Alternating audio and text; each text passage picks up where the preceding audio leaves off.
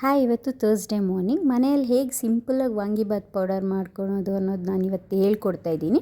ಮೊದಲಿಗೆ ಧನಿಯಾ 2 ಸ್ಪೂನು, ಕಡಲೆಬೇಳೆ 2 ಸ್ಪೂನು, ಉದ್ದಿನಬೇಳೆ 1 ಸ್ಪೂನು, ಜೀರಿಗೆ, ಮೆಂತ್ಯ, ಮೆಣಸು, ಚಕ್ಕೆ, 2 ಲವಂಗ ತಗೊಂಡು ಖಾರಕ್ಕೆ ತಕ್ಕಂತೆ ಬ್ಯಾಡಗೆ ಮೆಣಸಿನ್ಕಾಯಿ ಬೇಕಾಗಿರೋರು ಒಣಮೆಣ್ಸಿನ್ಕಾಯಿ ತೊಗೋತಾರೆ. ಬಟ್ ನಿಮಗೆ ತುಂಬ ಖಾರ ಬೇಕು ಅಂದರೆ ಬ್ಯಾಡಗೆ ಮೆಣಸಿನ್ಕಾಯಿ ತೊಗೊಂಡು 2 ಸ್ಪೂನ್ ಗಸಗಸೆ.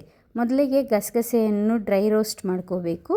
ಆನಂತರ ಧನಿಯಾ 2 ಸ್ಪೂನ್ನ ಡ್ರೈ ರೋಸ್ಟ್ ಮಾಡಿಕೊಂಡು ಕಡಲೆಬೇಳೆ ಅದು ಅಷ್ಟೇ ನಾನು ನೋಡಿಸ್ತೀನಿ ನೋಡಿ. ಈಗ ಈ ಥರ ಡ್ರೈ ಆಗಿರಬೇಕು, ಆವಾಗ ತುಂಬ ಚೆನ್ನಾಗಿರುತ್ತೆ. ನೆಕ್ಸ್ಟ್ ಉದ್ದಿನಬೇಳೆಯನ್ನು ಡ್ರೈ ರೋಸ್ಟ್ ಮಾಡ್ಕೊಳೋದು. ಅದು ಅಷ್ಟೇ ತುಂಬ ಹೈ ಫ್ಲೇಮಲ್ಲಿ ಇಟ್ಕೋಬಾರ್ದು, ಲೋ ಫ್ಲೇಮಲ್ಲಿ ಇಟ್ಕೊಂಡು ಫ್ರೈ ಮಾಡೋದ್ರಿಂದ ಚೆನ್ನಾಗಿರುತ್ತೆ ಟೇಸ್ಟ್ ಕೂಡ ತುಂಬ ಚೆನ್ನಾಗಿ ಬರುತ್ತೆ.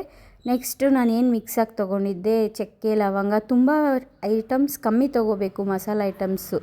ನೆಕ್ಸ್ಟು ಬ್ಯಾಡಗೆ ಮೆಣಸಿನ್ಕಾಯಿ ಅದು ಅಷ್ಟೇ ಲೋ ಫ್ಲೇಮಲ್ಲಿ ಇಟ್ಕೊಂಡು ಡ್ರೈ ಮಾಡ್ಕೋಬೇಕು. ಅಷ್ಟನ್ನು ಪೌಡರ್ ಮಾಡಿಕೊಂಡು ಲಾಸ್ಟಲ್ಲಿ ಒಣ ಕೊಬ್ಬರಿ ಹಾಕ್ಕೊಂಡು ಪೌಡರ್ ಮಾಡ್ಕೊಳ್ಳೋದ್ರಿಂದ ತುಂಬ ಕಲರ್ ಚೆನ್ನಾಗಿ ಬರುತ್ತೆ ಮತ್ತು ಟೇಸ್ಟ್ ಕೂಡ ತುಂಬ ಚೆನ್ನಾಗಿರುತ್ತೆ.